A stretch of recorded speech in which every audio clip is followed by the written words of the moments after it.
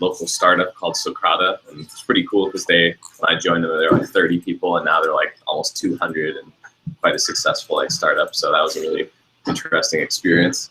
And yeah, more recently, I quit that job to basically focus on some other things. One of these is kind of teaching with Paul, and what I actually spend most of my time on now is a company that I recently founded with some others called Open Planet, and we've kind of focused on building, the main activity we've done so far is build actually an Android app to help people go hiking with public transit.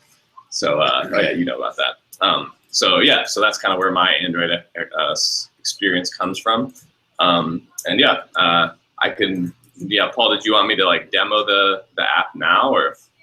Yeah, if you can screen share, then it'll be captured in the screen recording, and then people can get some idea of really cool apps that started as just ideas in someone's brain, and then you can tell us sort of like cool features that you implemented that you could teach us to do, and then how long it took you.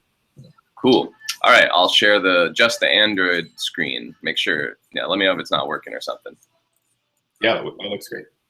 All right, perfect. All right, let's go to the.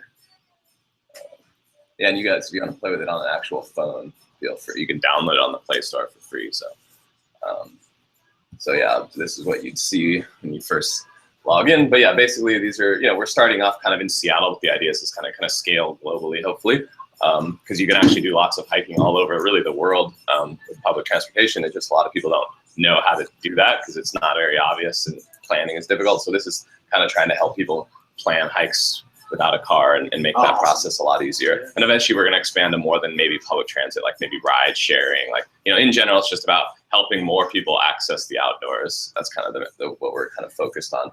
So yeah, so I'll just kind of quickly demo. These are a map of some of the hikes you got in Seattle. Here's one that I would recommend checking out. It's a really good one. Cougar Mountain. So this is really cool because you can like start on what you take this is something you can't really do with a car very easily, is you can take the bus to the one trailhead and you hike across the mountain and then catch a bus on the other side and go back. So pretty sweet. So yeah, like here's the hike. So you actually just hit the bus will take you there, and then you hike all the way across and then hit another bus and go back. Nice. So that's pretty sweet. Yeah, and this is an Android app this is an emulator I'm just using. So yeah, so if I wanted to start from Seattle, maybe go Saturday. And then I want to go to Cougar Mountain. So it's going to give me some like trip, kind of automatically plan the trip. And then one thing that's kind of cool is like, this is one of the features I thought is most useful, because I do a lot of bus hiking, and this is one thing that's just a huge pain, is like when you're planning a trip without something like this, you have to like, you never know how long you're going to hike, and you don't have a car, so you can't just leave when you get done with the hike. You got to pay attention to what bus options there are to go back. So it's kind of automatically figuring out what other return routes you might do depending on how long you hike. Yeah. So it's like estimating the minimum hike time and then kind of showing you other possibilities, and then kind of plotting everything on a map. And you could save the hike to your device and get like even an offline map of the trail. Is there an API you're using to get the hike information, or do you building it manually? So yeah, the hike information, there isn't like I said, there really isn't a good source of data that's comprehensive, at least for transit hikes. So I pretty much just the Seattle hikes are just my personal, like I found them the various sources and kind of put them together. And we're trying to crowdsource them. There's actually a guy that like runs a hike meetup in Seattle like every weekend. And so he's kind of been helping us curate some data. And eventually we'd like it to just be kind of crowdsourced. But the transit data is actually the Google Directions API, because that's like the best source for that. But yeah. So yeah, that's pretty much. Yeah. So it's just like a list of GPS coordinates on your trail, like a map that you've done personally? Oh yeah, so that data is actually, so there's a few different ways to get that data, but yeah, basically some of them I've just manually input because there's basically the data source for the trail is essentially open street maps. They have like, actually if you zoom in here, this is really like this map base layer is actually open street map data. And that data is amazing because it literally has like almost every trail, like no other data source I've ever seen. Google doesn't have this kind of trail data. So like all these are the trails out in Cougar Mountain, and we've just highlighted this particular route. So yeah, so you can actually see though, and your GPS would work on here. You can plot your position, and you have it offline too. So cool. Very cool. Sorry, couldn't be more. That's okay. Cool. Yeah, and then and then you could go look at your like saved trips or. Yeah, so there's that short little demo. If you guys are interested in using it, Yeah, totally. let me know what you think of if you actually try it out or something. But Cool, yeah, yeah. So Adrian is an expert at geographical programming or using geographical input in Android apps, and that's one of the skills that you're going to learn to incorporate in your own apps if you want to continue after this workshop and take our course, which is called Robot Heart, and I'll talk more about that at the end of this course. So that's something to look forward to and to imagine what you could make. So Adrian, from start to finish, I guess, how long did it take you to get to that point in your life? to build the app like that. Yeah. That point. So yeah, that wasn't just my work. It was kind of mainly myself and one other guy who kind of did all the design and ended up implementing most of like the UI. And there's also a back end that we developed too. So that's kind of the feeding, the data into the app. Cool. But overall, it's like about the bulk of the work was over a period of 6 months. So, yeah. Okay. Yeah. So we're definitely not promising that you also will have an amazing app like Totago in 6 months, but we can definitely cut down on your time drastically. So I like to think of programming, especially Android programming, as a performance sport. And however long you thought it would take to upload your first Google app, I want to sort of change your picture of how long that takes and cut it down as much as possible, like shave all of these minutes and hours tonight. So just going around to show of hands, how long do people think it would take to write your first Hello World Android app and upload it to the Google Play Store? About the time it takes for this lecture. Someone- 2 hours. someone's being very- Yeah. All that. Yeah. The whole world, an hour maybe? Okay, Yeah. an hour. Yeah. Put the video back on so we don't have to stare at this creepy infinite mirror thing. Yeah. There we good. No, it's awesome. So an hour.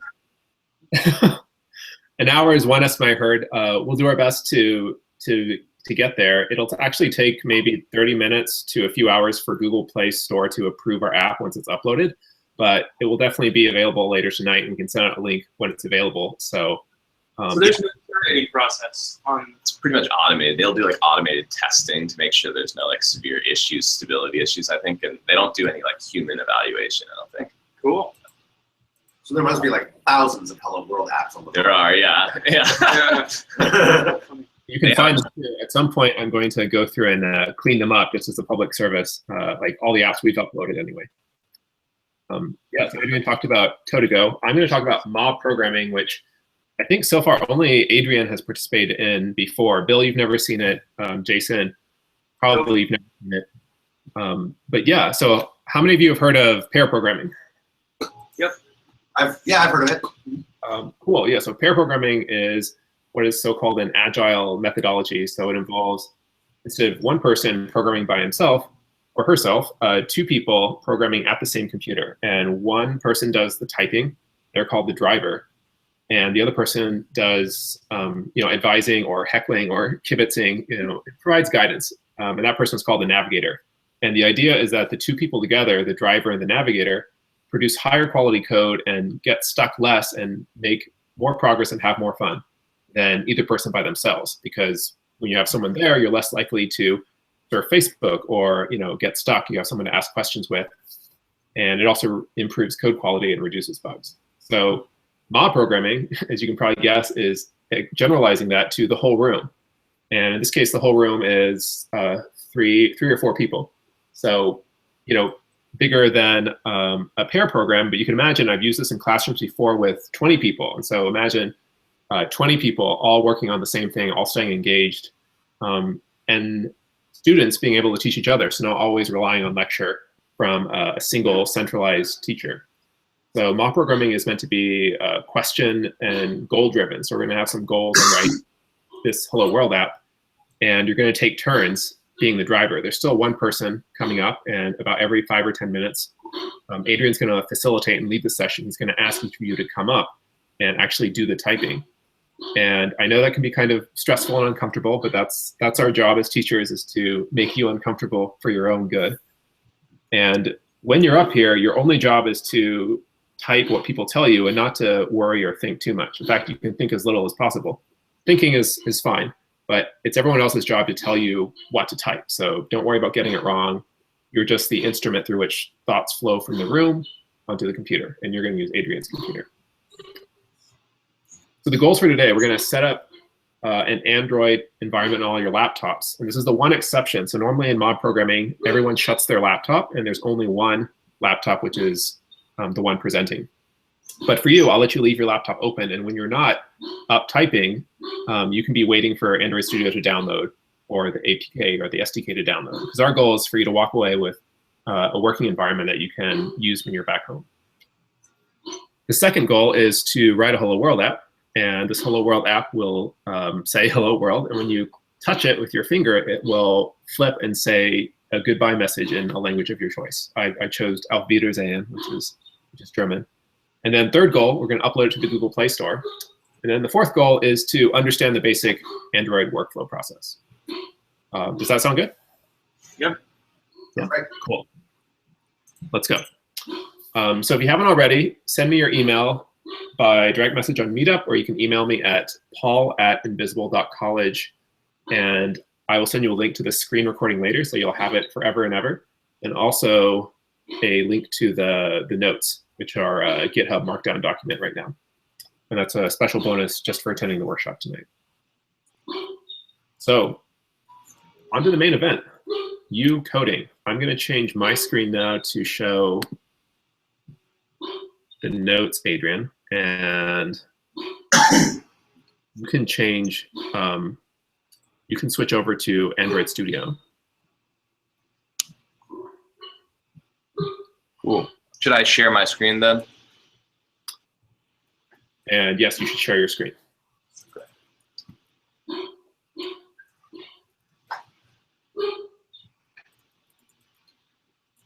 All right.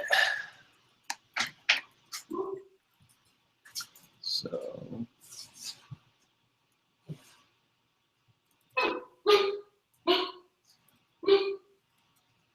all right. So yeah, I guess, so we just jump into the mob programming? Yeah, so the first step is just to create an empty project. Should I just do that myself, are you saying? No, you should have someone, Yeah. you should pick someone as the first victim. Cool. All right, who wants to be the first victim? I'll do it. All right, cool. On yours. Yeah. I'm about to say I've never even coded in Java before, so You go first. This isn't happening yet, right? Just gonna go. Oh, Yeah, that thing's real sensitive. It'll come back. Yeah, maybe if you move this a little bit, have a little more space. okay. Starting a new project. My application. Did we have a name pick for this guy? You can name it whatever you want, right? I don't know, yeah. It can be anything. super happy. Nice. Phone and tablet. Great. Select all the fact your app will run. Just one note, yeah, I guess the API 15, yeah, that's what we want to go with. But yeah, one thing to note about which SDK version you select is like, that's going to have an impact on what devices your app is compatible with. So there's kind of the newer the version, in some ways the fewer devices it'll be compatible with, but maybe you have some of the newer features. But API 15 is kind of a good middle ground where you're compatible with, like, Paul actually put together stats to show like what percentage of the Android market is on each version. Okay. But yeah, 50. I think Android Studio actually So I shows. see that the Lollipop is actually like the latest, but it's actually a little bit more. All the newest devices are going to be able to use it. Exactly. But they're backwards compatible. Exactly, yeah, everything's backwards compatible. Well, yeah, this says, what does it say? Lower It used to say that the percent, yeah, it used to estimate. Oh yeah, no, it says it, 90%, yeah. It says 15 will support 90% of devices. Yeah, Okay. active on the Play Store. That's like based on real data, I think, yeah. Dig it. And then I'm going to go to, so the different activities, we're just going to make a blank activity. Is that right? We're not going to do anything. That's right. Activity name main. I had read before not to mess with these things in your first app, unless you're going to rename main activity to something else. Yeah, it's fine to keep them the way they are. And that should be coming. Yeah. Bam! I'm a hacker. And now you've experienced the first joy of Android programming, which is waiting for Gradle to build. Does it build like this every time you compile and build your app? It does have to compile, but usually the first time is like the longest, and yeah, usually once as you're going, you make some changes and recompile. It'll take less time. It doesn't have to rebuild absolutely everything. But yeah, when you start a new project, it tends to take a little bit.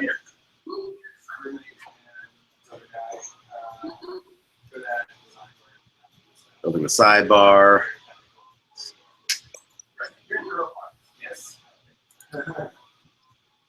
Okay, great. Bill, thank you for your service. Pick a new victim, and we'll continue. Now, was this Isaac, the next victim? shit. It's either me or you, bro. So the Hello World app was already like its default into the Android. Yep, exactly. Yeah, it sets up pretty much everything, and yeah, this app is now is the Hello World app, so it does all the code for you basically. It sets up all that basic. Oh, okay. Yeah, keep asking questions if it, I can. Okay, so what would we do next?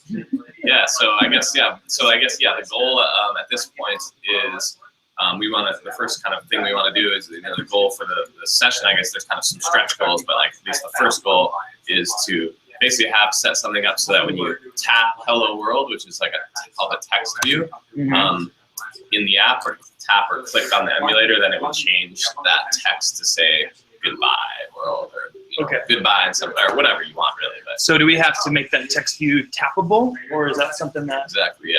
How do we do that? So what do you guys think? Do you guys have any intuition to Stack begin? Overflow? I have no idea. That's a good idea. Well, if you want to make something tappable, you need to put on a click listener, right? Yeah, go ahead and tell them what to do. I have no idea how to do this. That's why I'm here. Okay. Well, yeah, let's. You're gonna have to help us. Yeah. Well, yeah. The idea is that so a Stack Overflow is a good idea. So Okay. yeah, you can get onto my browser. Yeah, there you go. Alright. And then just open a new tab. Okay. StackOverflow.com. Yeah, and one thing I find is pretty much searching Google straight for your Right. Yeah, stuff. okay. But yeah, going directly to Stack is also good too. That's I've never done it myself. But, All right. So we want to make what was it called? Text view.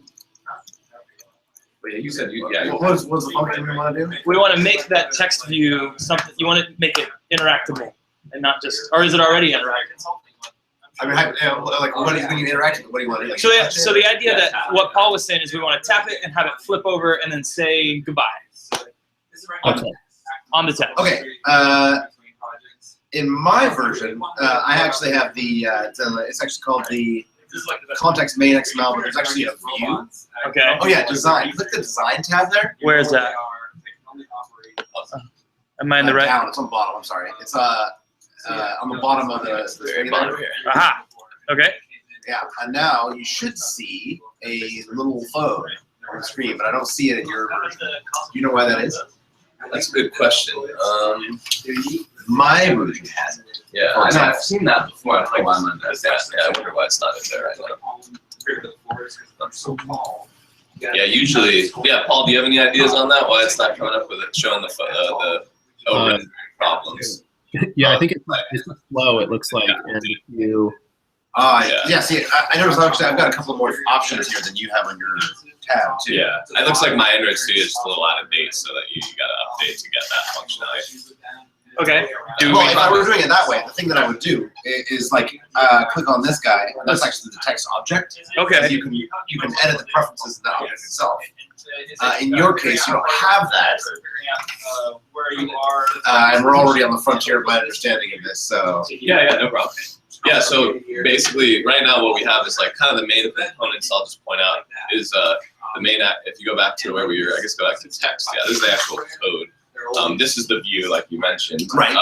This is all XML, so this kind of defines the components the components of the app. So like the text, anything visual you might interact with, that's going to be kind of generally defined here. But you can also add components programmatically. But this is like usually how sort of the layout of the app itself is defined. Right. So my buttons, So text views, all that XML object in the middle, which says text view, Yep. right?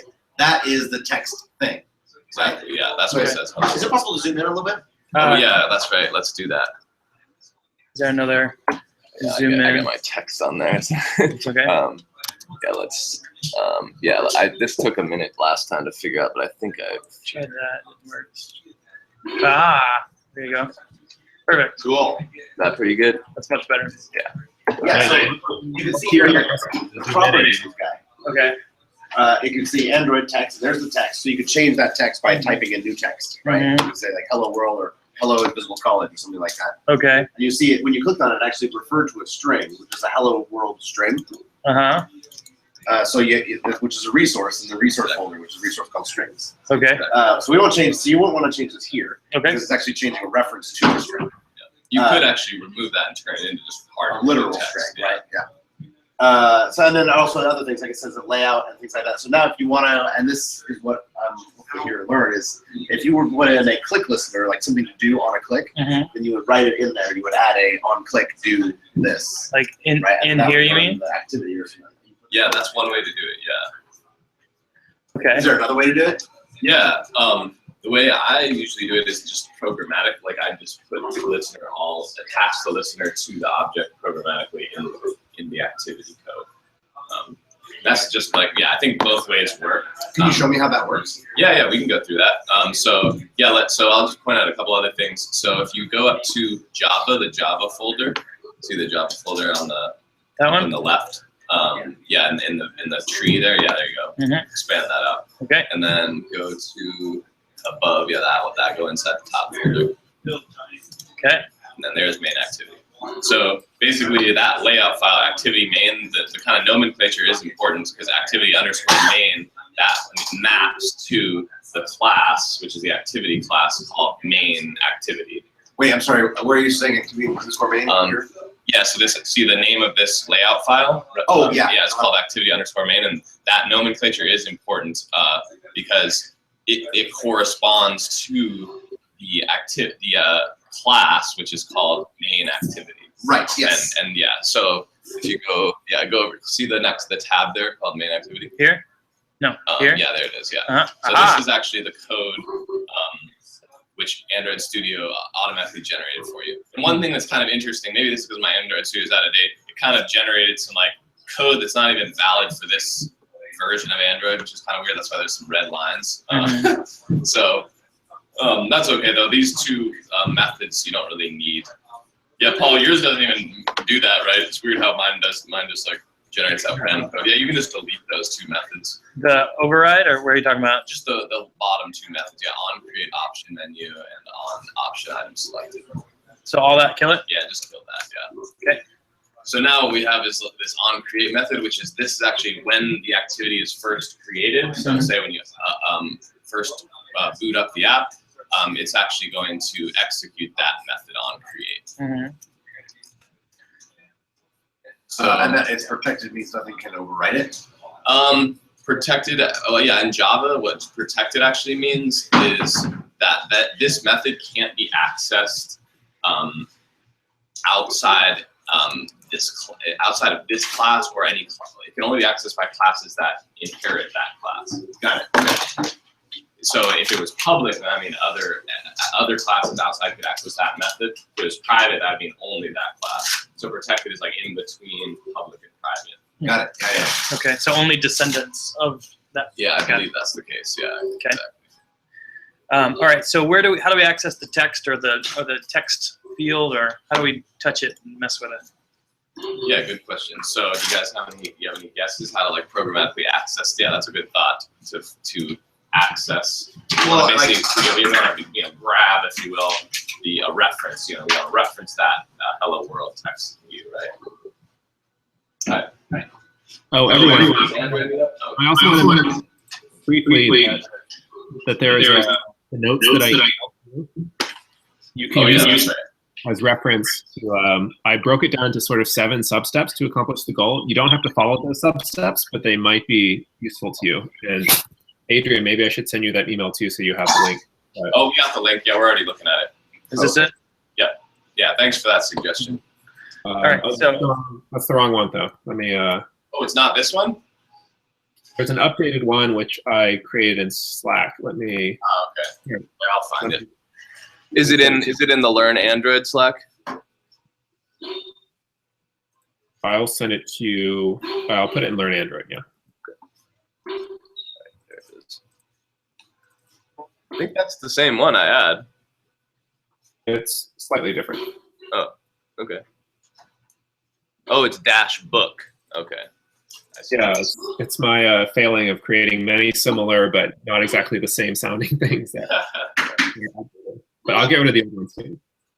I thought it is actually the nomenclature is important because the set content view method then points to the activity underscore main. Yeah, so exactly. It says like, so load up that view exactly. and render that. Yeah, exactly. Okay, so high-level coding goals. After creating an empty project with a blank activity, create a virtual device for the emulator. Have we done that yet? Create a virtual device for the emulator.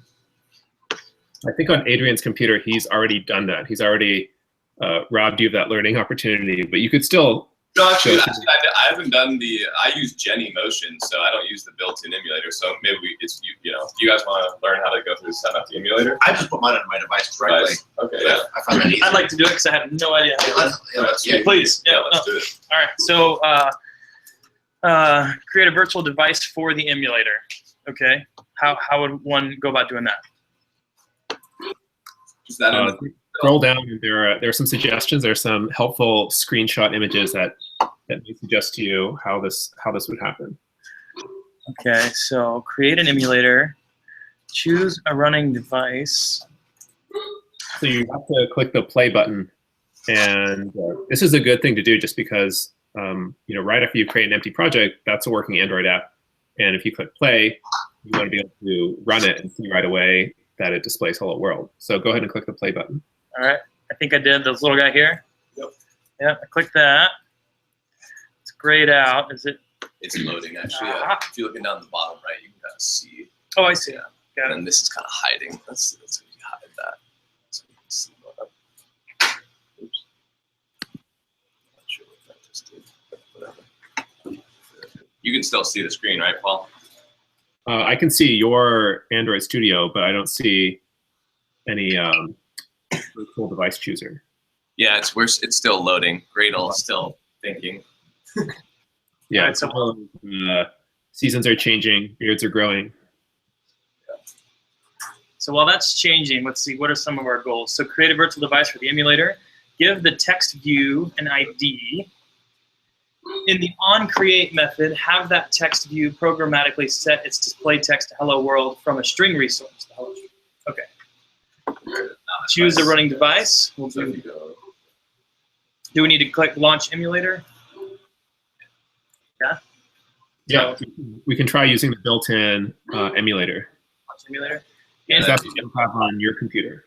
You know, yeah, the actual device I usually find is the best, just because it's, you know, you've got the touch, and it's like most realistic, obviously.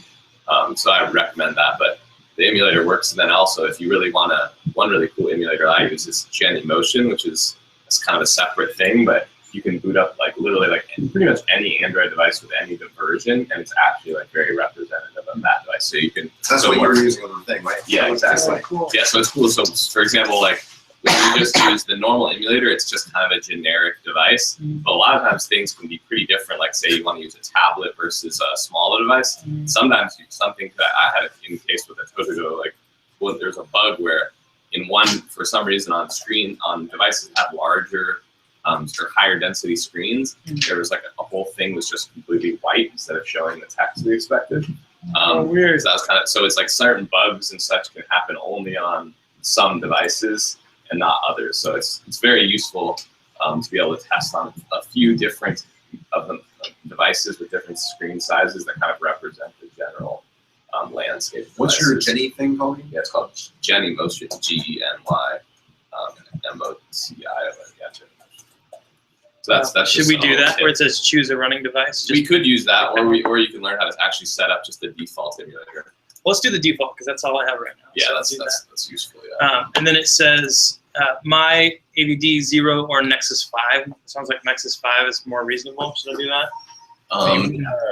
You want to click the ... and create a new. I guess I have set up something in the past. Where is so this? Here? see the ... and next to Android, right next to that drop down below. Oh, got it. Yeah, see that one. There you go. So that's if you had never created a device, you would want to do that. Got it. For the first time, you have to create. So if you go to the bottom left, you can see there's a button for create virtual device. Oh, okay.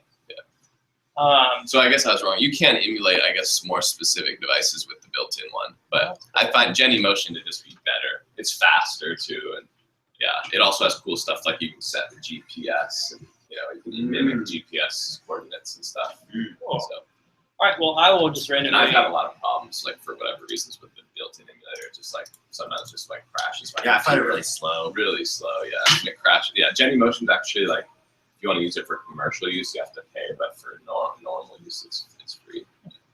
So I'm just going to randomly pick the Nexus 4 since you already have the 5 built, it looks like. So I'll do next.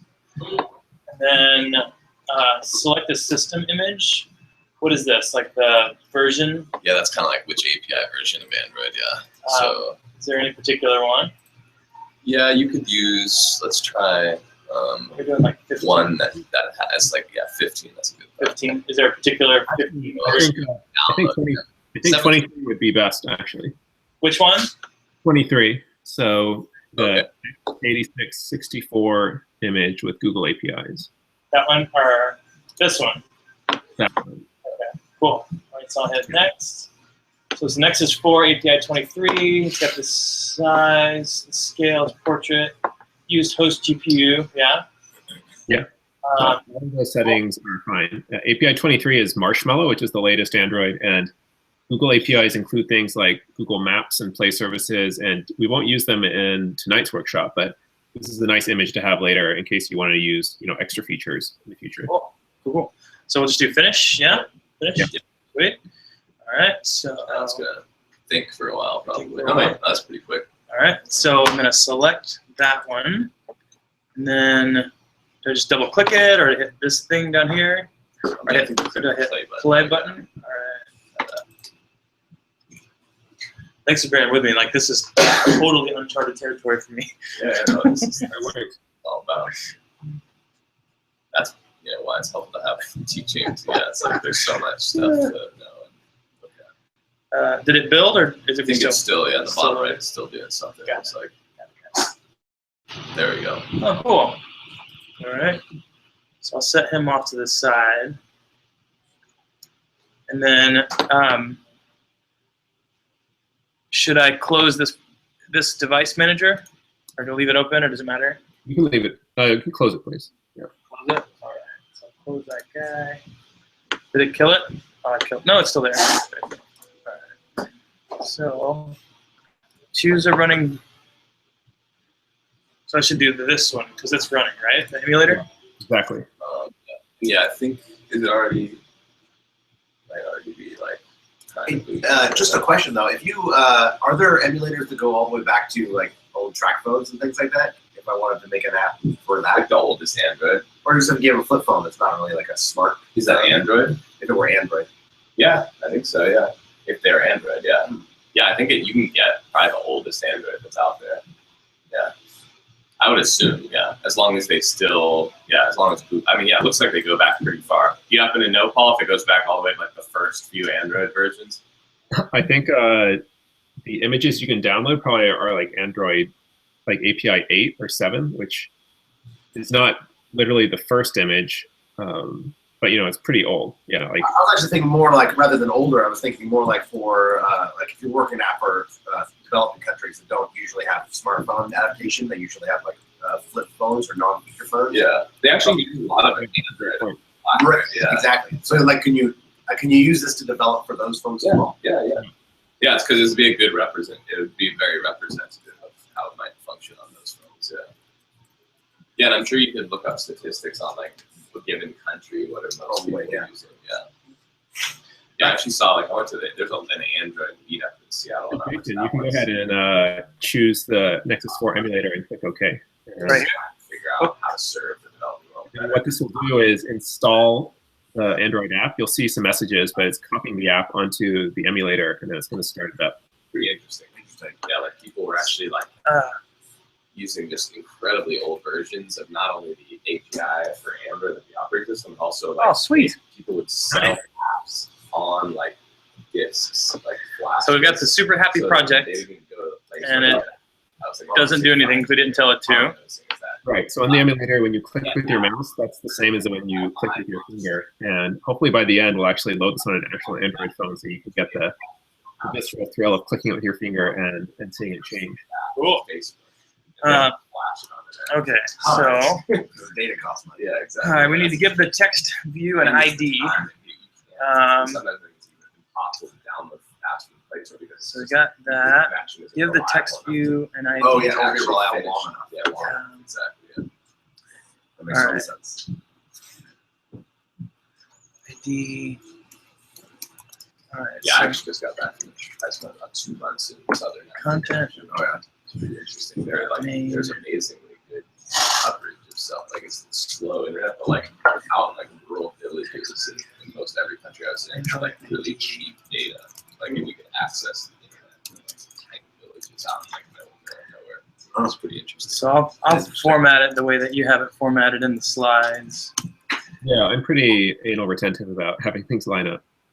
Yeah, legibility, man. Love Do it. it. Yeah. I also noticed that I'm like very dark. I almost always prefer the Darkula color scheme, and everyone else's Android Studio is always like very bright and very white to me. Android ID. Would you be able to pull up these slides and kind of walk me through it, Bill? Yeah, man. These are the GitHub thing. Yep. Uh, You have that link. 1 second. Yeah, I got it right here. Coming right up. Oh yeah, this is the perfect use for mob programming. And I can explain to you what the special characters mean once you type it out. This is all I remember. Almost there. So GitHub, reboot, do this. Load it up right now.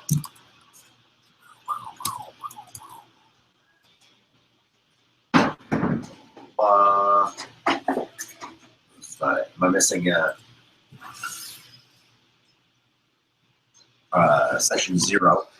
Yep, this is right. Oh wait, you got the robot part book. So it's robot / blob / match. At the end of part, just the dash book. That? Yep. Aha. Section 0. Session 0. MD.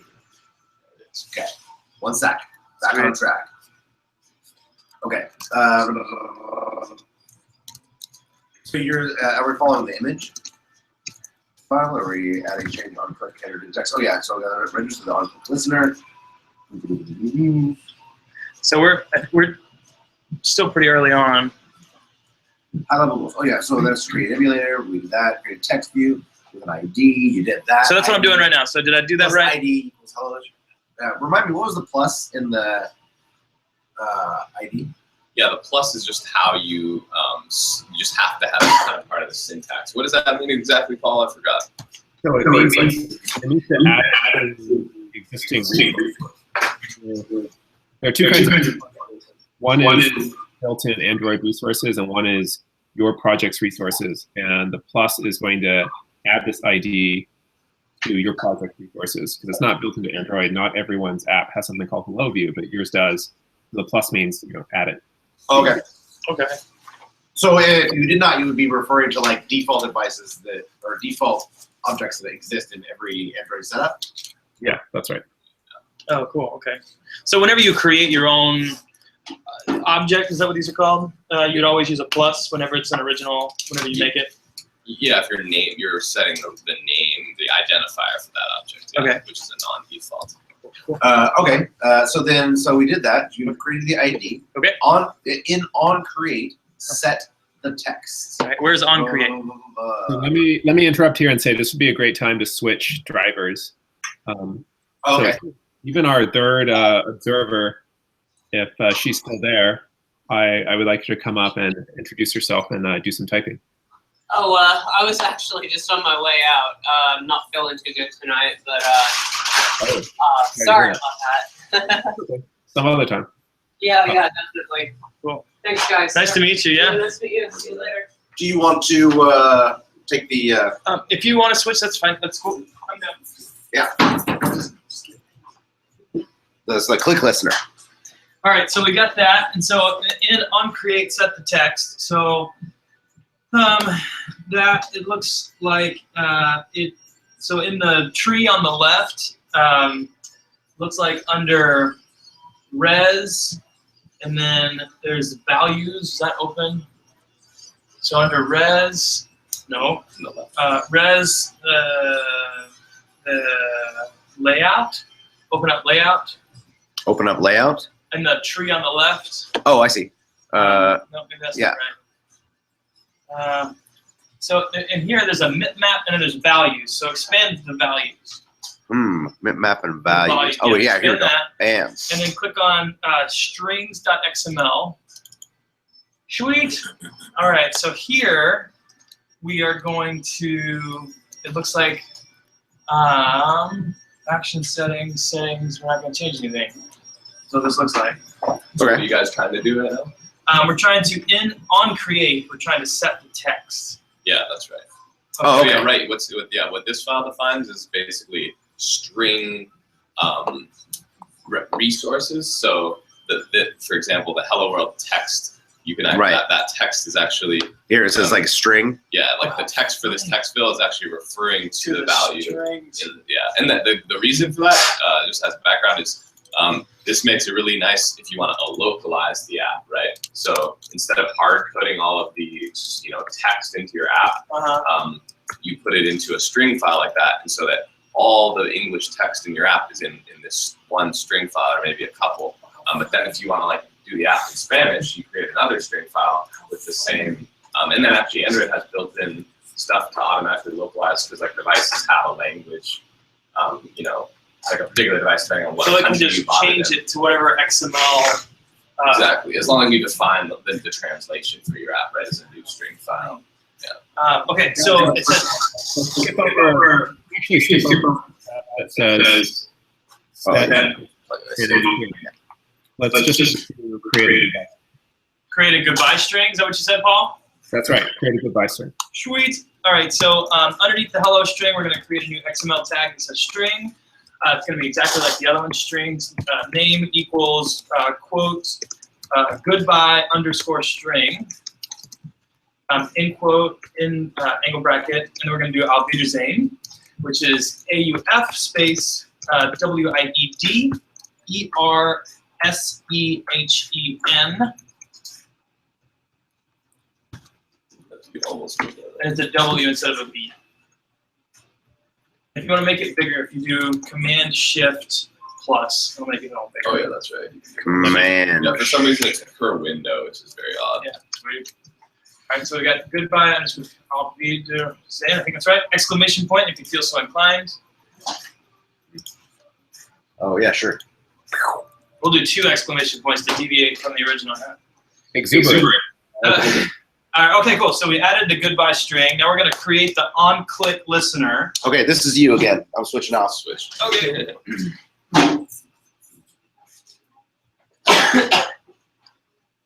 All right. So how do I get there? So yeah, you want to go to, I think, Paul. How does your guide help? It should walk you through it. So now you need to go to the main activity Java page, which is the first tab in that list there. This guy, sweet. Right. All right. You need to add create our layout activity main. You have that, and then toolbar. They're setting the toolbar. I'm going to skip down to the on-click listener. It says those.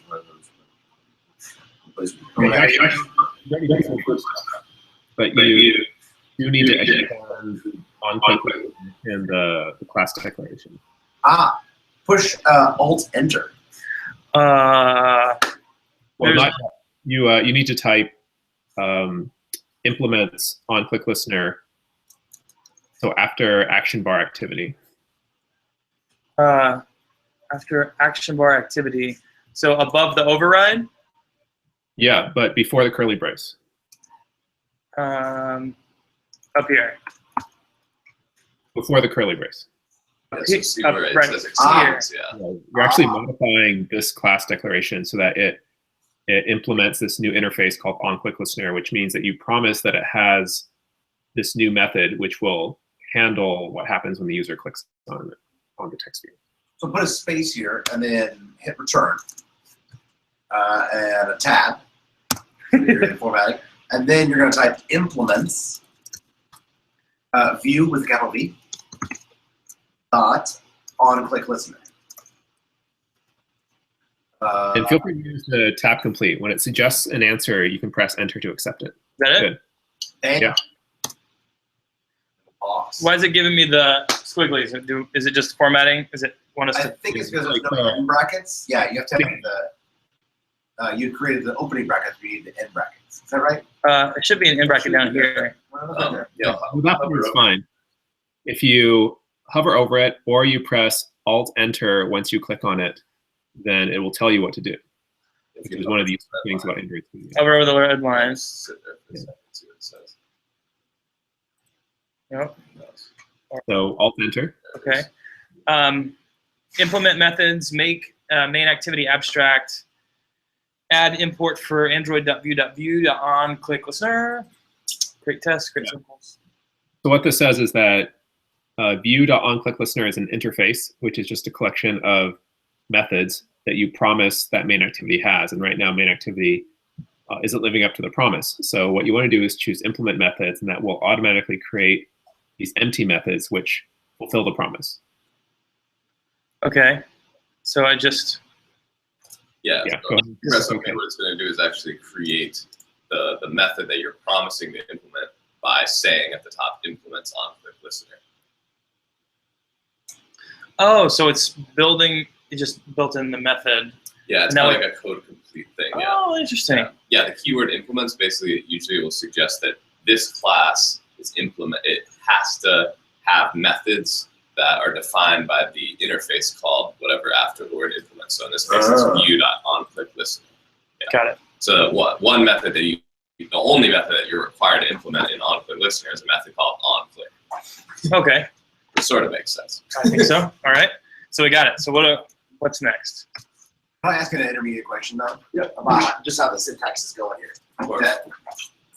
This says, so instead of declaring this public class main activity, which extends action bar, why is action bar crossed out?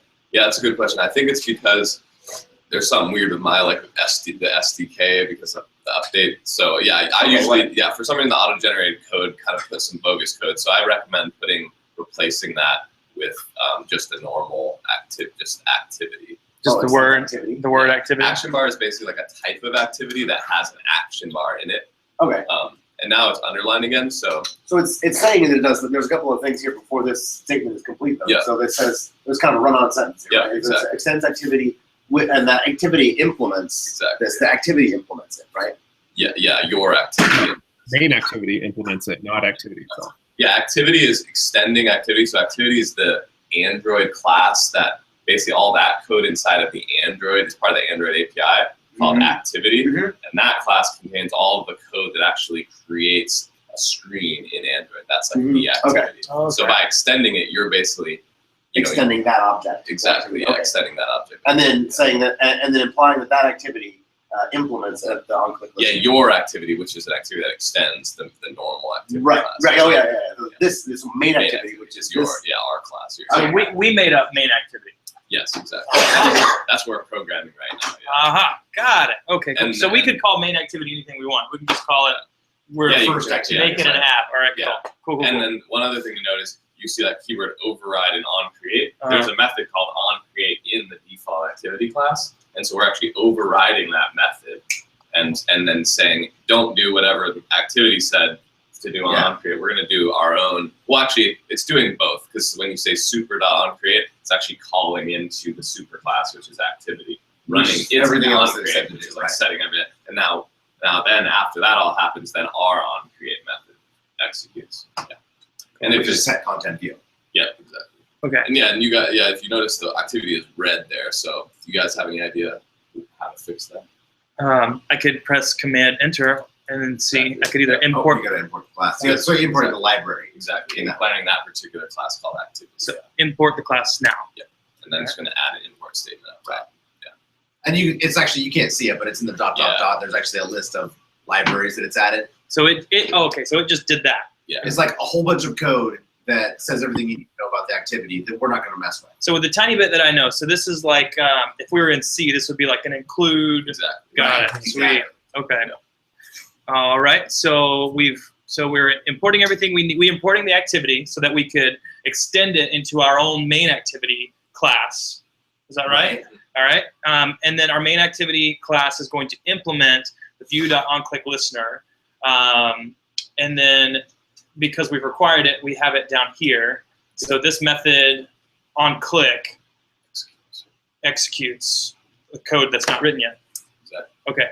So we need to tell it what to do when it's do we need to define these? Are these variables? Is that what this is? Yeah, the view variable. Yeah. Paul, do you want to say something? Yeah, so it's a callback function. So instead of thinking of you telling the app what to do at every step, you actually just tell it what to do in case certain events happen. Okay. So you don't know when the user is going to click, right? But you say when it does click, Android can call the onClick method. So you're going to enter your program right here on onClick, and Android's going to give you a view v, which, as you would guess, is the view that was just clicked. And so now you can do things with v, which is handling the event that should happen when the user touches it.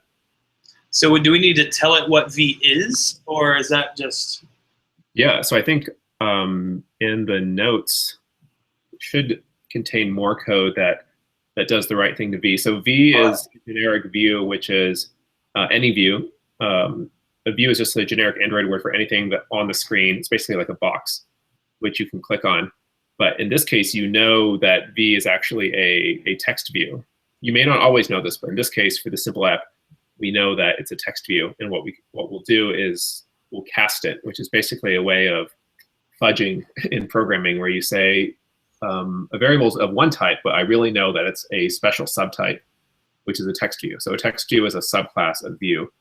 And once we cast it to a text view, then we can do things like set the text on it. Okay. All right. So how do we do that? Bill, what you got? I'm there right now. So we did, we selected the onClick view method in there. That's there. We needed to register the onClick listener. Okay. So ahead of the stack bar, okay, so you need to add, 1 second, I'm almost there.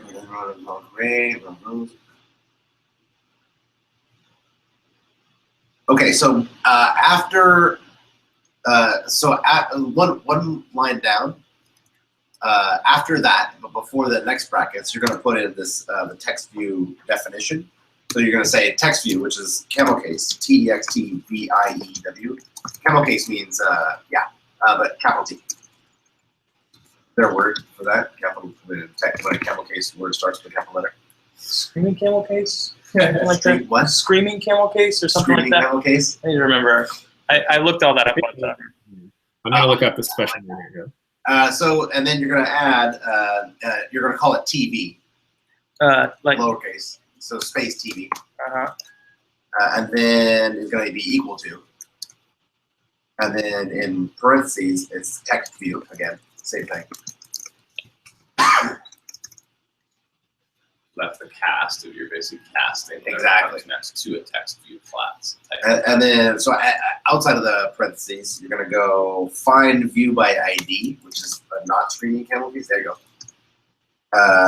And the ID, you're going to replace, the ID is going to be capital R.ID.hello view. Right, so that goes to the resource file and looks for the hello view by ID, right? Which resource file? Activity made XML, is that right?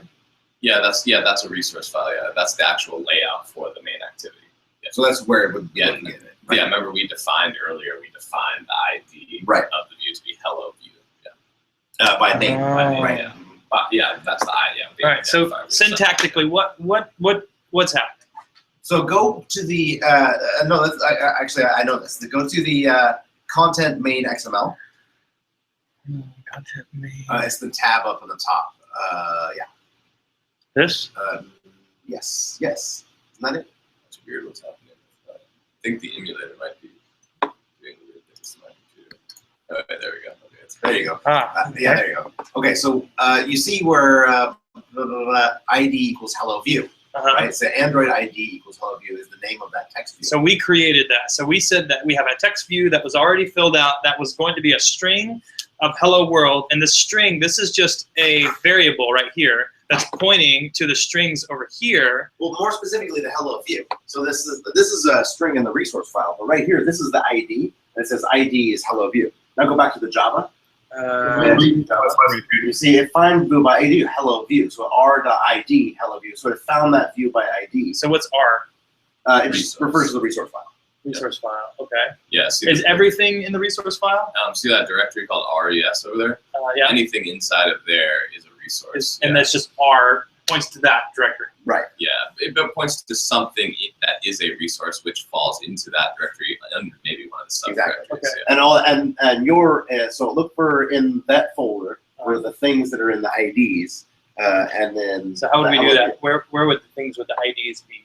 Oh, yeah, no, that's actually, yeah, yes. ID is just kind of like you can put any of the resource files could have anything inside of a resource could have an ID. So you can assign IDs to Right. text views, to Okay. So when you go back to the XML file again, Uh, you see that's the you told it to look for that, and you see it's the hello view. That's the ID that you gave to that thing. to when you this created it. text view. Okay, so Right. we're saying over here, get a text view. What does TV mean? So that's the name of the variable here.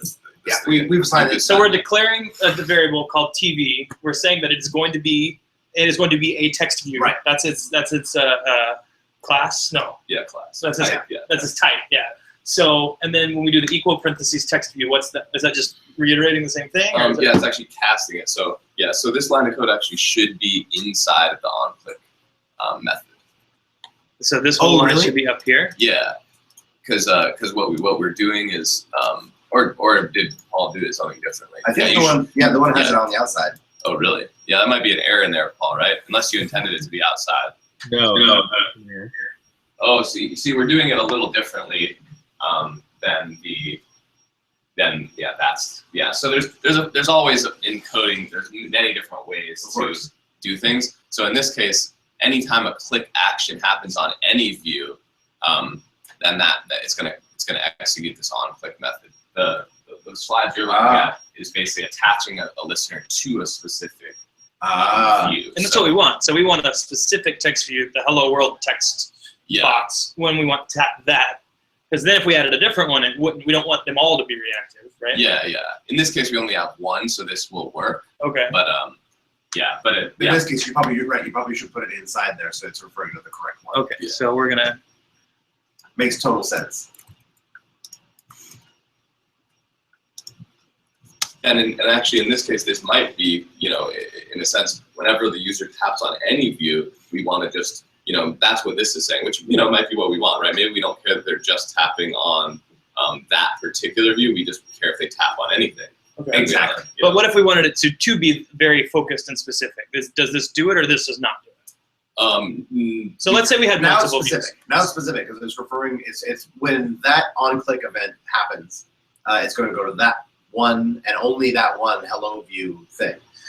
Yeah, not exactly. So in this particular case here, that on click is referring to any tap on any view in that activity. And then see the view being passed in, that view is whatever view the user tapped or clicked on. So if we wanted to make it apply specifically to this view, would we change it here? Usually one way you could do it is if you were to keep this same code, you could, this would be probably a bad way to do it, check to see what the view of the ID and say if it's that, then do that. But that's kind of I would say just a weird way to do it. It's Okay. kind of awkward, right? It's just like unnecessary. It's an extra step you don't need to do. And it's also like running more code than you would need to run because now you're running this event every time instead of just running it on the times when it. Could you go in the other direction and so declare the text view object TV, and then inside of that place the click listener? Yes. We registered the listener. we are basically getting the text view first and then calling on it set on click listener to be this, which refers to a main activity. Not sure I understand. Yeah, Paul, are you? I guess yeah. The reason that this call came up is because looking at the notes, I don't know. You see our screen, right? I can see your screen with Android Studio on it. Yeah.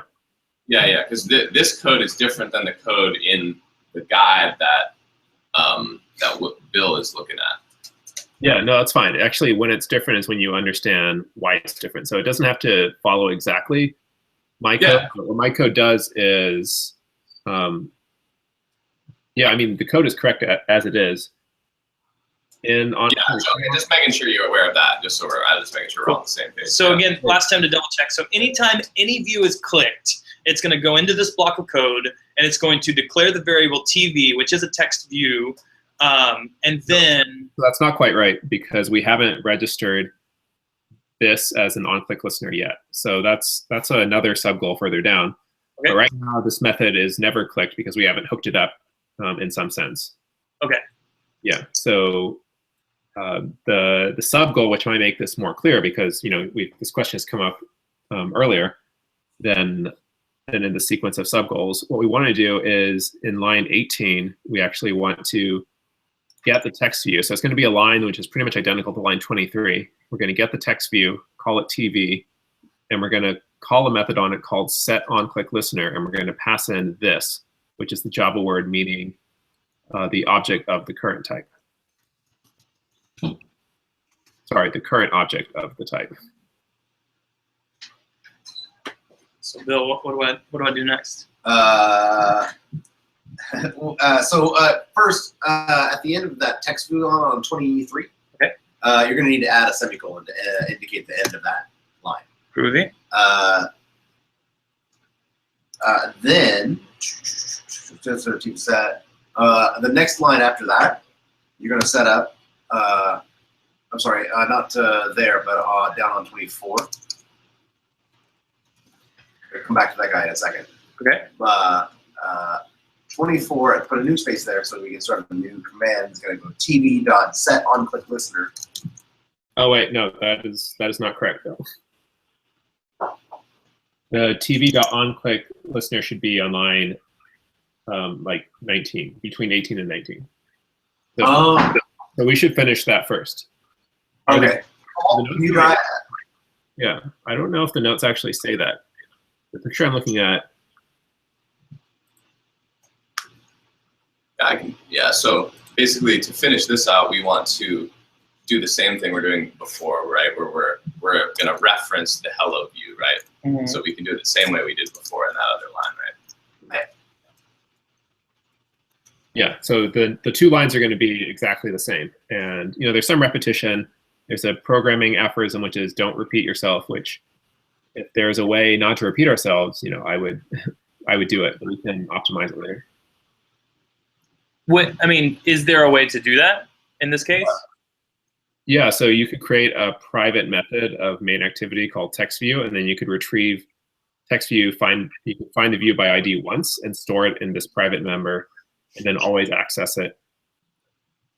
And that might be more efficient, yeah. But that's like it's not an important optimization right now. Okay, overkill for what we're doing, right? That's right. Okay, all right. So now we can attach the listener to the TV in the onCreate method. Okay, right here. How would we do that? TV dot. Okay. Right. So you already declared the object TV. Right now we're gonna do something with it. You're gonna say the line is setOnClickListener. Is it capital S? Yeah, camel case, not screaming. So in order to get the autocomplete working, you should fix the fact that it's red right now. So what would you guess the red means? That it's in red text. Where's the red? Oh yeah, text views all red. Oh, you have to import the text view. Yeah. Here. All right. So click anywhere it's red, and then Alt Enter, and then choose Import Class. You got it. Nice. Okay. So that fixes all the red parts. And now the TV dot, and it should just come right out. SetOnClickListener. Yeah. Okay. And that is going to be this. So it's saying this is pointing to TV. No, this is referring to main activity.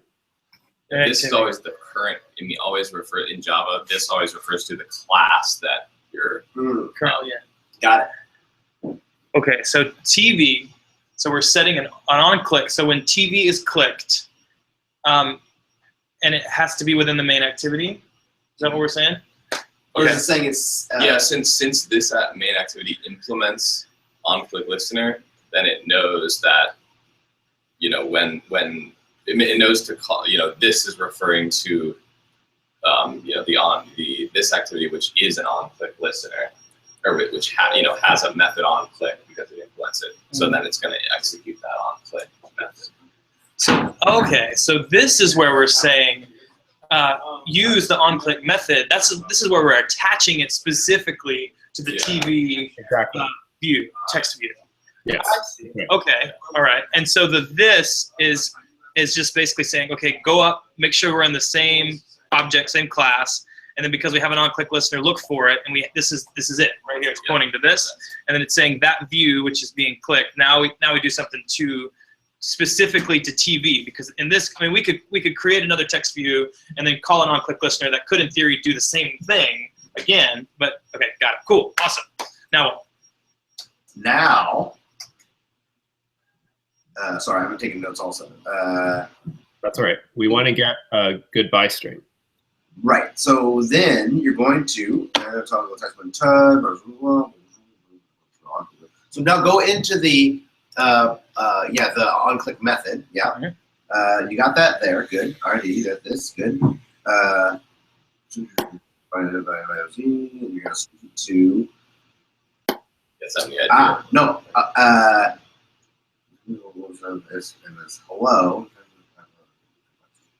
So just go. I mean, so you're going to declare a string. I guess what your thing says is you declare a string, capital STRING, space, goodbye string is just what it's called in camel case, and then you're going to set that to equal the method get resources dot get string.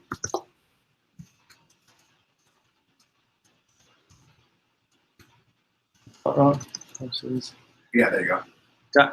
So get resources dot get string. Yep. No, you want to call yeah, you got it. Get resources is a method that you call. And then it's r dot string. Should this space be here, or does it matter? Doesn't matter. I prefer there to be spaces on both sides of the equal sign. That's. I also prefer the spaces and the equals. Okay, and for all of these here too. Yeah. It's not required at all. But I'm all about style. I like it. That was bothering me a lot, and so I'm glad you fixed it. Yeah. All right, so I've done get resources dot get string. Then what? Yeah. Now what we're referring to is r dot string, and it's here inside the parentheses, right? Yeah. Yeah, that one there. Got it. Now dot. It's going to be like goodbye string. Got that one there. That's your thing, right? Resources have several subsections like members in them, and the resources are grouped by type. So there's r.id, there's r.string, there's r.drawable, there's r.layout. So all the subdirectories that you see below the res directory on the left, that's a member of R. You can call, r.menu, that sort of thing. Oh, cool. Oh, okay, so you can refer to any of the other items if you were looking for a value. Yeah, r.styles, r.menu, r.dimens, which is short for dimensions. Dig it. Now, the only thing left is now we've declared that string exists. We just have to take the text view, which is TV, dot set text, and set that text to goodbye string. Right? Exactly. All right. Yep. That's all. Exactly what I should say, but I think that works, right? Let's try it. That's right. Do I need that bad boy. Do I need to press play again, or is it already? Yeah, you need to press play. Yeah. Where's play? For some reason, there's something weird up. Yeah, there it is. I don't know why it's doing that. Yeah, the hot reloadable Android app is not upon us yet, but someday it will be.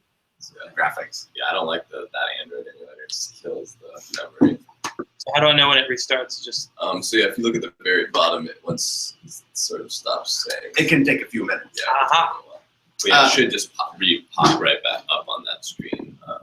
Okay, here it is. Yeah, you choose the device, so choose that emulator. Sweet. So what did we learn? What it's doing. It's going to have this on-click listener, and then it's going to have this. Oh, it already worked. Oh, it was Google College. We changed that. Remember? Okay. I did. Well, you guys College misspelled. That's good. Oh, whatever. That's a good, nice. Hey, we clicked it. We Nice. changed it. What's Nice. up top? Now, yeah, man. Yeah, now, good job, guys. that's- anywhere you click, it's going to change, right? But we don't have anything to change it back. No, in this case, it not anywhere because yeah, I was incorrect before when I said that. This on-click listener is attached specifically to the text view hello view, right? So it's only that's when you're only saying the listener exists, like only listen for clicks on that text. Oh. Yeah. So even though the main activity Yeah, that's- I found is that the a little- on-click listener. Yeah, it's a little confusing. Like there's a different way to write it. That the same stuff that I find maybe a little less confusing, so I can show that. But yeah, this is like one way to do it, where you're actually.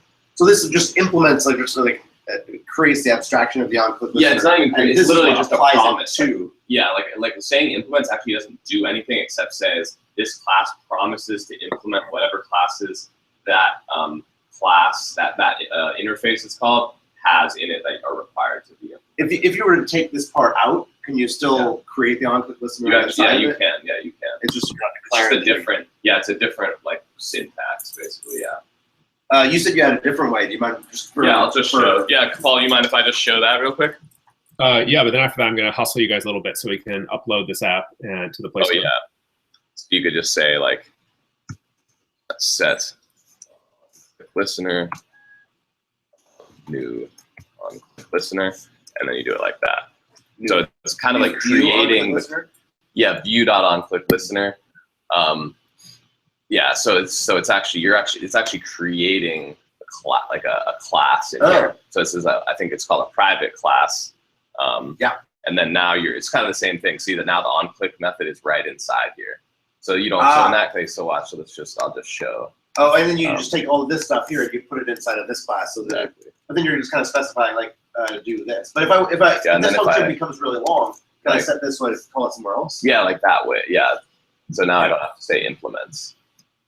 Oh, okay. Pretty slick. Say my on-click function is actually really, really long. Can I actually define that somewhere else? Yeah, you could. Yeah, yeah. Can you show what that syntax would be like? Yeah, I'll just do that real quick. You can say like public class. You're actually defining a private inner class, it's called.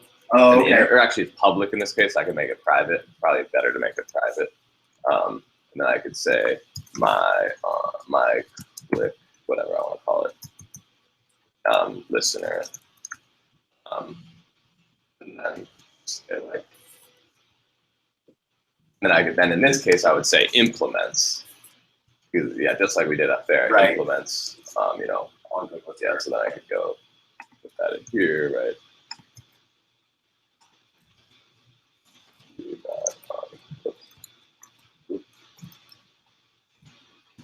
that. And then I could say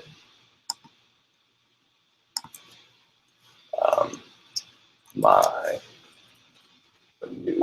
Yeah. You don't have to do this dot, or is that not a Java thing? This dot. Never mind, that may be a JavaScript thing. Got it. No, this totally makes sense. So now this is your my click listener function. It's actually a class. In this Class, case, yeah. For some reason, a click listener has to be a class. Yeah, or not for some reason. It's just when you're making a listen. A listener are always classes in Java. Okay. Yeah. So in the previous case, we actually were making our listener class the same class, the main activity class. I get it. Yeah. Okay. Okay, guys, let's move on. Yeah. All right, what's next? Generating. Next, fix the spelling error in the college in the strings folder. You should be able to do that. Okay. I like it misspelled. All right, so what do I do next? Paul, you said you were the next step was to publish to the market. Is that right? Yeah. Generate. You need to generate the APK. Okay, this is outside of my. So in build. All right. Yep, so go build, and then generate sign APK. So you can say next. So yeah. Yeah, so in this case, yeah, so basically what we're doing now is creating like a signature that kind of, basically is kind of like tying you to the APK. Like it's kind of like embedding, your account, your information into the APK so that it's associated with you. Okay. So in case you made a virus or something, they could track you down. Oh, I see. So yeah, so now you can just like, basically you're just creating a path. So you can say create new, you can say create new, I think. Yeah. I don't know what this is. Yeah. So Paul, do we just want to walk through all this and just basically you're just kind of setting, like you're just filling this out. If there's a key store of yours that you can use. Yeah, let's do that. So when you do it at home, Paul, you have the tutorial. If they wanted to do all the steps at home, right? Of course they can do that, right? Yeah, the tutorial contains all the steps because you'll make your own tests. It's just filling out a form, So if I go back, I actually have a key already. Hopefully I can find that. Where am I now? Here.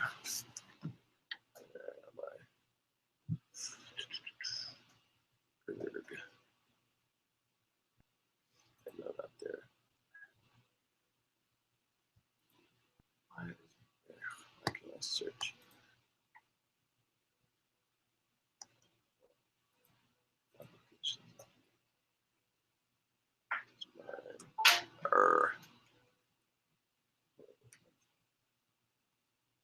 Search.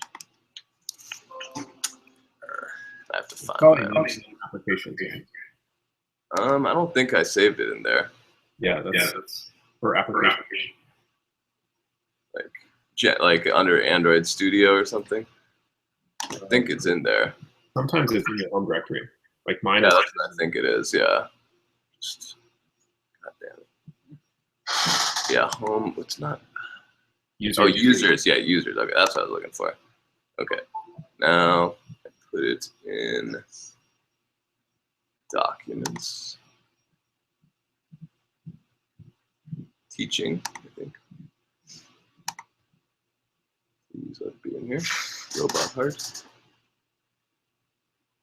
Actually, that's a good point. I should maybe put some key stores into GitHub. Oh, that'd be good. Yeah, because they're just. Yeah, that's a good idea. Where did I put it?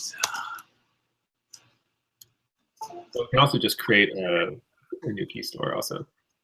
Yeah, I know. Hoping this would save us some time, but it's looking like it's not. Yeah, it ends in the extension .jks, so you can search for star.jks.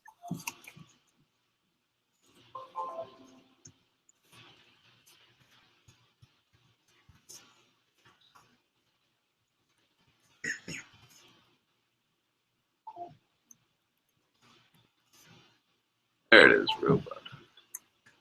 Where did I put that down? Documents. Oh, just documents. Ah, there it was. All right, cool. Oh, I have to remember my password. Yeah, that's the. I thought, usually I had this stuff saved. Yeah, we have a new key store. Yeah, I don't remember what my password is for that one. So I think we're just gonna have to create a new one. You're gonna override the old one, or does that even matter? No, you just create it. Oh, that would override the old one. Yeah, I mean, is this worth people's time? I'm not sure, but maybe. Yeah. Okay. Okay, I'll just do it. Yeah, it's just like kind of takes a little bit of time.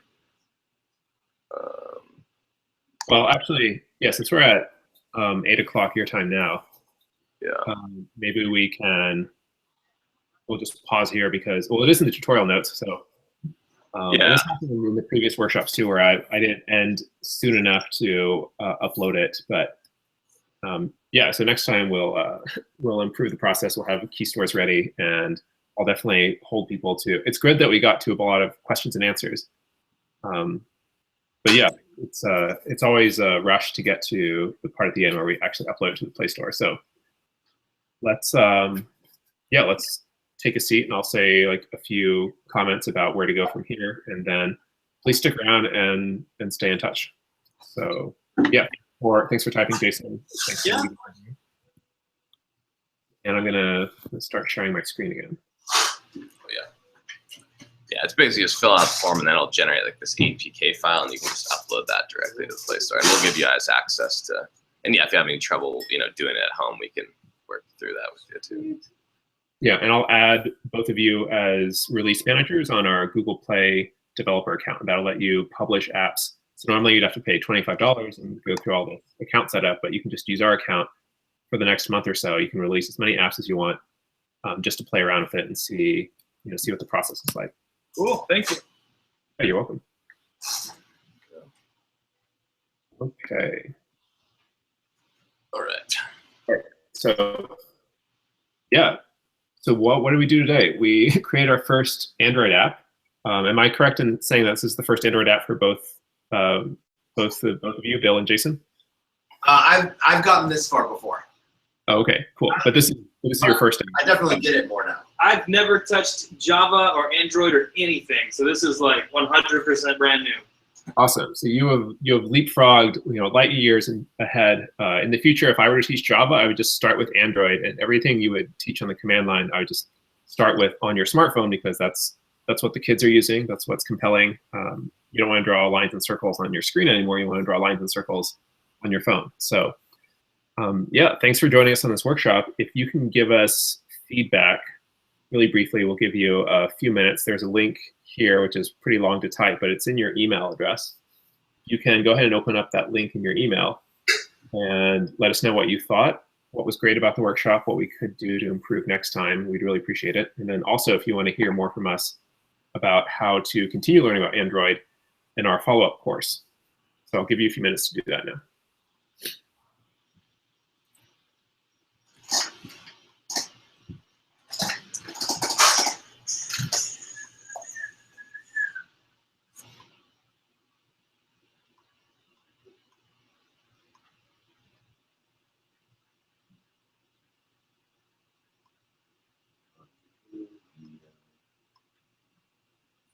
Curiosity.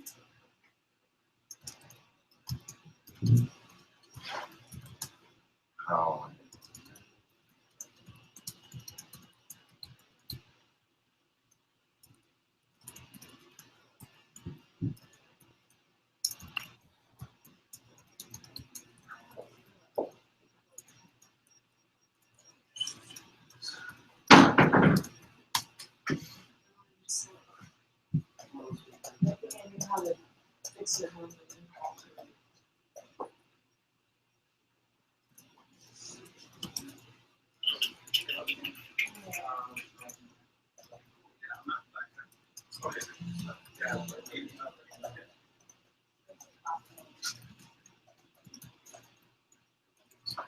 How do you spell your name? ADRIAN. Bam. It's in there. Awesome. Thanks, Bill. Can I ask you a question about, I did the same thing, but I didn't get it to work right. I'm actually guessing it's, so here's my on-click listener, but I don't actually have that function where I built it in somewhere else. Sorry. So,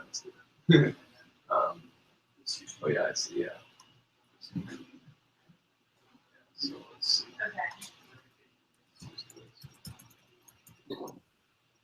Paul, is there code on GitHub with our final code, or is that I just need to go back and watch the video for that? So main activity. The final code is, we can give you the final code. It's not committed anywhere on GitHub, but it's pretty short. So it would be in the screen recording. I'll send you a link to the screen recording, and you can, you can look at it there. Cool, thank you.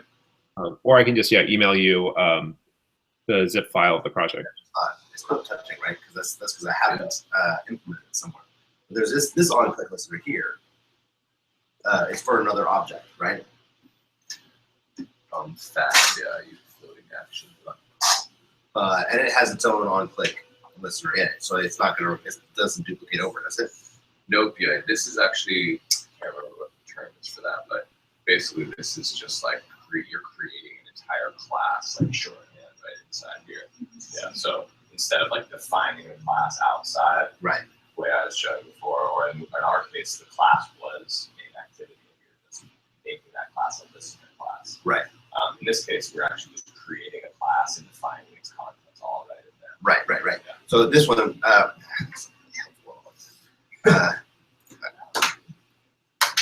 only have one USB port, so I have to unplug the mouse in order to see if plug in the device. So here I have my on-click listener here is this guy, right? But I'm not referring to it anywhere. Yeah, that's where the this keyword came for, because this is this class which has that on-click listener. Right. You want to refer to this class. So that's what we did in that parentheses. We were just saying, hey, go look at this class to find what we're on. Can you put up your code again so I can Sure. copy it? Yeah, it's kind of crazy how many different ways sometimes there are to do the same thing. If you string, it's not there. Yeah, so in this case, we're actually defining an entire inner class. Right. Class In which inside case, of this class. and set on listener, this is what I could do also, right? Yeah, Is that what we're doing? that was the first code, yeah. Right. And that was where we had main activity implement on viewed on click listener. Right now, because my click listener here, it refers to text view and assigns the value TV, but that's within that class, so it doesn't conflict with the other one where you're defining it. Yep, Outside exactly. the class. Yeah, that's the scope of that variable is inside of that method. Dig it. Yeah, if you were to make a private class variable, like an instance variable, then you would only be able to have one TV. TV seems like bad name spacing. Is that just for the sake of our simple app, or is that pretty common? Yeah, no, I would agree with that. Yeah, I would say it'd probably be better to call it something like Hello World Text View or something like that. Maybe. That makes more sense. Yeah, that's just like kind of laziness, I guess. Yeah. Well, with such simplicity, I agree. It was pretty lazy naming. A lot of times in Java, you just abbreviate the class to come up with a variable name in the moment if it doesn't really matter, if it's not like really significant or reusable. So, yeah. But yeah, if I can have your attention back, I'll wrap up this workshop, and then if you want to stick around, Adrian would be happy to talk more about Android stuff. So if you liked this teaching style of mob programming, it's all the rage. No one else is doing it. None of the code schools, none of the colleges. I find it really awesome and engaging, and a lot of people want to be question driven, but it always falls back to being lecture based. And I think a lot more learning happens this way because you guys are driving it. You have your curiosity and your energy, and I really enjoyed, and Adrian and I really enjoyed teaching you and working with you tonight. So if you're interested, you can continue learning and taking your Android skills further by taking our class Robot Heart, which is in February. It's 8 sessions, so Monday and Wednesday evenings, and each of them are 2 hours long, and the whole class is only $250, which is a special price for you because you attended this workshop. Normally it's $500. So $250, you divide it by 8 sessions is what, $31, or divided by 16 hours is like $15 an hour. So if you were to hire someone to teach you or write an Android app for you, you couldn't do it this inexpensively. So we would love to work with you some more. If you'd like to sign up for the class, visit us at invisible.college or email me or Adrian. I'm Paul at invisible.college. You can just talk to Adrian in person. And I have your email address and your format, your feedback survey. So please keep in touch. You can follow us on Twitter at InvisibleLearn, and that's my email address. So thanks a lot. Cool. Thanks, Paul. You're welcome. Yeah, so let's, do you have any other questions about Android or the class? The class, how in depth does it go with, what range does it go to? Yeah, that's a great question. There are 8 sections, and the first part covers list view and parse, so using parse as a backend so you can upload data to the cloud. Yeah, thanks. If you can click on robot heart. Yeah. So here's the last page and stuff you go down. Here's the sort of syllabus. Yeah. Yeah, so that's the Android basics part. And then we also go over how to record sound with a built-in microphone and also play back the sound, and also how to capture images. So you can have a dynamic app which responds to images which you as a user take in the moment. And then the second part, Android Maps, that's the part Adrian is teaching. So I teach the first part. Adrian is teaching the one on maps. So that's how to use the Google Maps API and also Mapbox API to use geographical input. So you can have a map view. You can tag things geographically. So now your app has an awareness of where it is in the world, and you can use it instead of taking in text or numbers or any other kind of input. You can actually take your physical location as an input, and there are some cool things you can do with that and store data offline using SQLite. And then the last section is taught by our friend Randy in Portland, Android Games, and that's how to use custom views and interactions. So a lot of the things that you saw in Totago in Adrian's app are custom views. So you didn't see the slider, but there's a way of selecting time of day using this really cool circular slider with colors that change depending on what the color of the sky is on that day. Most of those things are only found in games, but you may want like a really beautiful calendar, for example, in your app. You may want to do things that are not available out of the box in Android because most Android widgets and controls look very standard, and most people want to differentiate their apps. So the Android Games part is not strictly about games. It's about how to create sort of these custom, beautiful interfaces, but they also play sounds and animate sprites. We have a cute little robot in a game, and you click on the robot to get points. And so at the end of this class, we want to help you create your app. If you don't have an app idea, you can create our apps as well. But we want you to have 3 apps that are fully working, uploaded to the Play Store as part of your portfolio, or part of your minimum viable product if you want to start a company, or just personal projects, any of those things. So think of it as one-on-one coaching to help you get your app done, and it loosely follows this guideline, just like our mob programming workshop tonight. We had a goal and we loosely followed it, but it was much more important that all of you understood and that you were able to make your own app. Well, in my case, this is the only job. What would you recommend for me to do to get up to speed on Java before this class starts in February? That's a great question. And the other student who's already registered, Adil, has gone through the Codecademy Java track. This is a new track on Codecademy, which I'm sure you're familiar with it. It's a very popular beginning coding website, and it walks you through the basic syntax of Java. It's definitely not enough to be proficient, but it's good to get started. It teaches you the syntax and all the basic constructs, loops, functions, methods, declarations, assignments, all of that. So codecademy.com, go to the Java track, and that's a great prerequisite for this class. Cool, cool. Yeah, no, I might be into it. I think, yeah, if I need to check my schedule and make sure I'm in town for all of it. But could we, if I was out of town, could we remote in and watch it, do a screencast? Yeah, actually, I'm teaching the class remotely. It's all remote right now. And if we have local students in Seattle, Adrian would teach them locally. But right now, the class is only online. Sweet. Okay, because I may be out of town the first week in February, Yeah, but that's not a problem. I'm in it to win it, man. This is rad. I like it. Yeah, that's awesome. We'd love to have you, Jason and Bill.